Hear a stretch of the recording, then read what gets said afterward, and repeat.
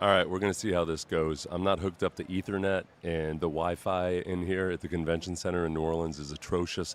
So I will know by the comments in the live stream whether this is working at all or not. But it's been exciting. It's been exciting being here, and there's very little talk about the Super Bowl today. That obviously, for one, the Doncic trade was dominating lots of things early on, and then of course we have locally, or at least in terms of how Houston is concerned, we have the Chip Kelly going to the Raiders. So this answers some questions for us. One, if anybody was asking why on earth would Chip Kelly ever want to go and leave the cradle of excellence, Columbus, where they just won a national championship? Why would he go to the NFL? $6 million tends to help a lot, and maybe Ohio State was willing to get close to that, but there were also people that wondered whether Chip Kelly wasn't long for college football anyway, that he wanted to get back into the NFL and maybe find the best avenue or the route to become a head coach. If the Texans were interested in him, it seems like, man, Houston looks like a better place to impress people. Like, he's got more things in place, namely a quarterback, where he could look like a really good offensive coordinator and then vault himself into a choice head coaching position. There's a couple elements here. One, there's the money.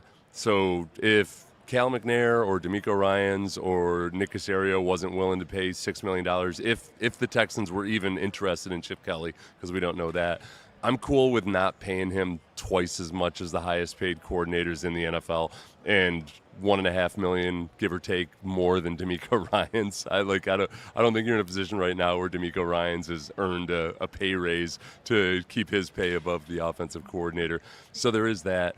From Chip Kelly's perspective, some people have thrown this out that, look, Pete Carroll, who knows how much longer he really wants to coach. He's on a 3-year contract. Maybe there were conversations between him and Chip Kelly that, hey, you can take over for me if this works out when I decide to retire. So there's all kinds of variables.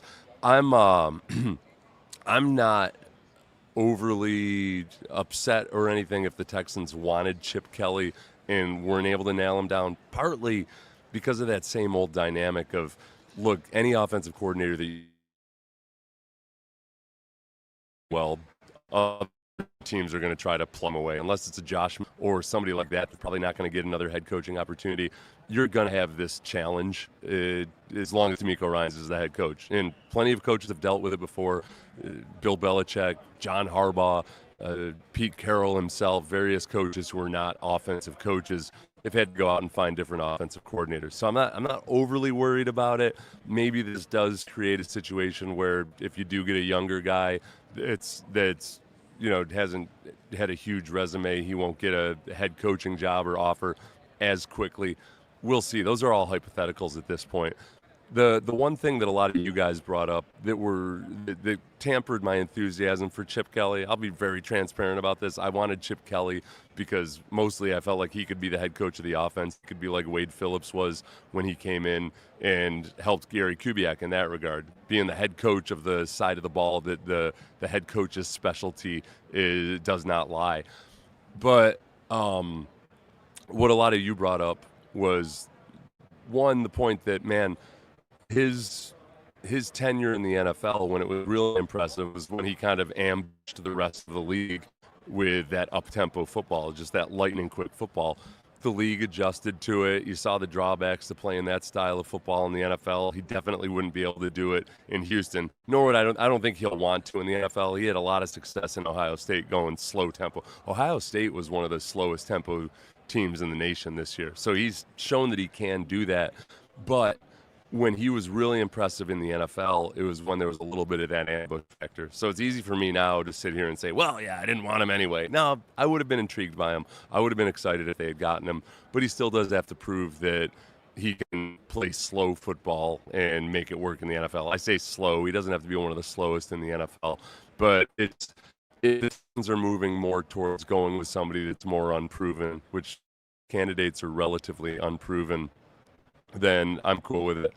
Mr. Heavy says, see, these comments aren't even coming up because the internet is so slow here. So, there we go. How come I'm not out? I will be. Just give me time. Pace myself. I'm 49 years old, damn it. $2 million would sway my movements as well. So nobody's complaining about the feed so far. So hopefully it's not a bigger delay. But this Wi-Fi is bad in here, and it went out completely for 15 minutes for all of Radio Row, which I would more call streaming row now. Most of the biggest booths in here are like Pro Football Talk, FanDuel, DraftKings. These are not radio programs. This is streaming row, and every single radio station in here obviously is streaming as well. But they also have Ethernet, and I can't do the old cable wire thing into Sports Radio 610's Ethernet right now. There aren't enough cables. So who's the favorite for? It's very blurry and choppy. Yeah, let me do a little bit of on the fly. And thanks to BetUS for sponsoring, if I didn't say that already. Let me see if I can put a little bit more of a delay on here so it changes it up. If not, then so be it. By the way, over at BetUS right now, they've got a casino. So it's not just the sports book anymore. They've got a casino.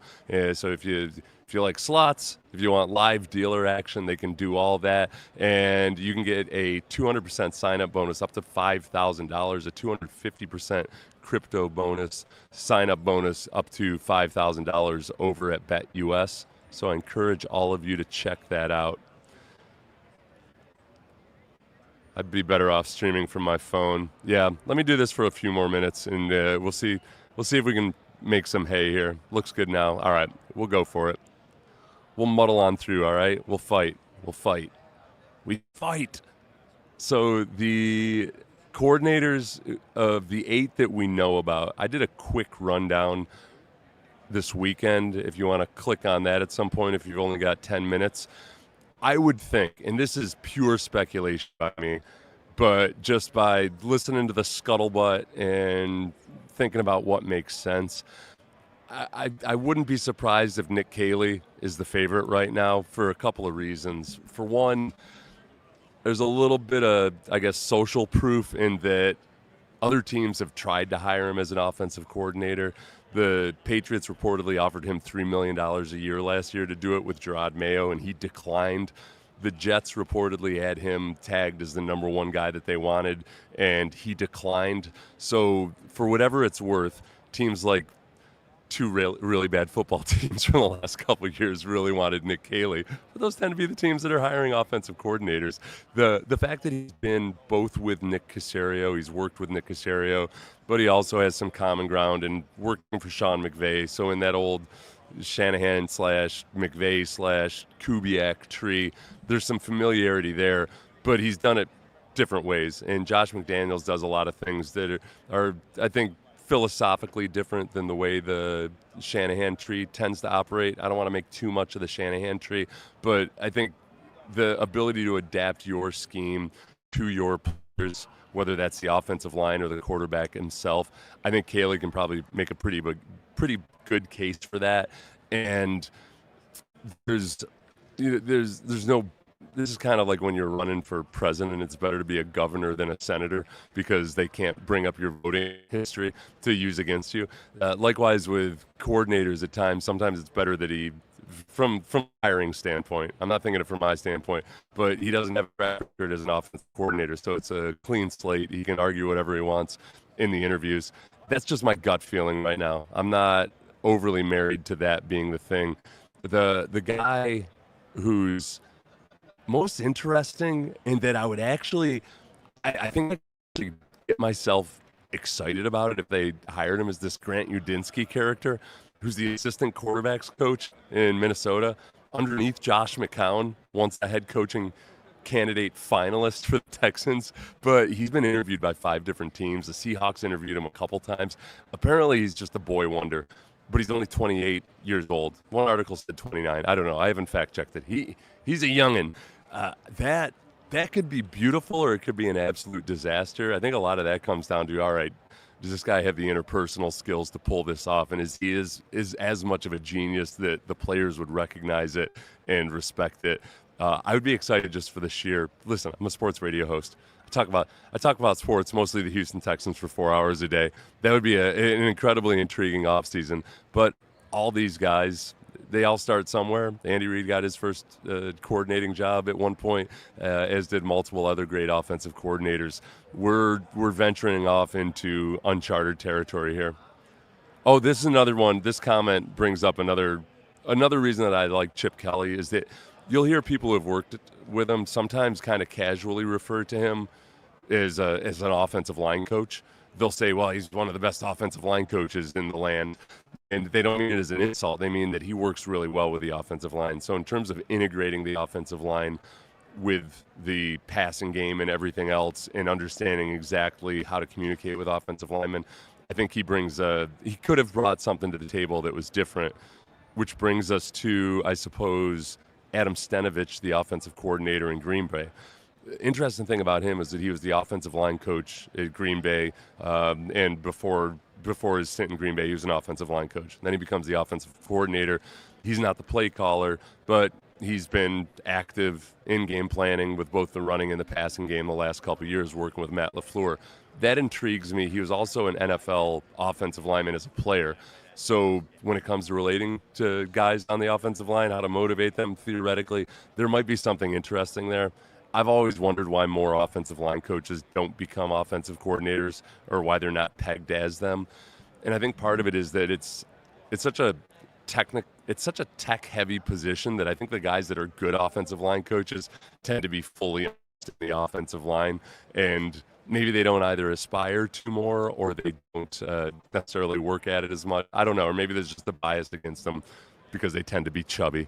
I don't know, but I like that dynamic, and I'm intrigued by it. Good question here, Ezekiel, and I'm going to start getting into this in the coming days. Man, this is slow. Here we go. What direction do you think they'll go in the draft? Don't want to put the cart ahead of the horse. It could be a matter of we got to wait and see what they do in free agency. If they go out and get a wide receiver and an interior offensive lineman in free agency, then I would say, yeah, as much as possible, best player available, including if it's a defensive tackle. I wouldn't be surprised, even if they don't address offensive heavily in free agency, if number 25 ends up being a defensive tackle. Because remember last year, it looked like they were kind of maneuvering to try to trade back when there were still those three top defensive tackle prospects available, and all three of them went in a flurry right before the Texans picked in the second round. I don't think that D'Amico's going to stop wanting a guy who's a three-down hoss that can be there in the middle and be a mainstay on that defense. I think that defense is right on the brink of being a